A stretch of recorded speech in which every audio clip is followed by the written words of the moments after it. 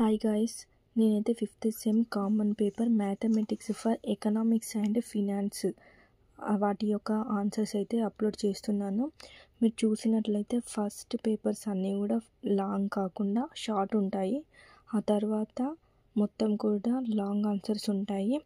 నేనైతే క్వశ్చన్స్ రాయలేదు, ఎందుకంటే టైం లేదు కదా మనకు. సో నేను ఏవైతే ప్రాక్టీస్ చేశానో అవి మాత్రమే నేను మీకు అప్లోడ్ చేస్తున్నాను. అలాగే ఆన్సర్స్ మాత్రమే ఉన్నాయి, క్వశ్చన్ తెలియదు అనుకోకండి.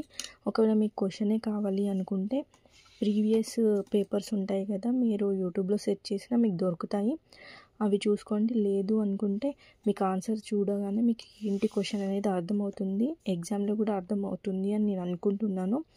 ఎందుకంటే నేను డీటెయిల్గా క్వశ్చన్కి ఆన్సర్ ఏంటి అనేది మాత్రం గుర్తుపట్టలేక ఉండం కదా మనం ఎగ్జామ్లో.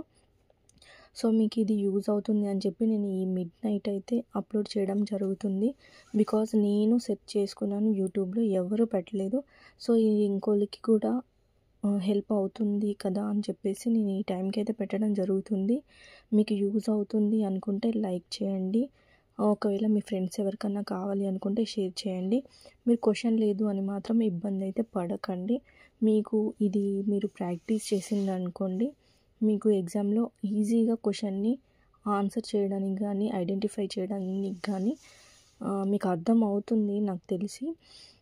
ఇంకా ఏంటి అంటే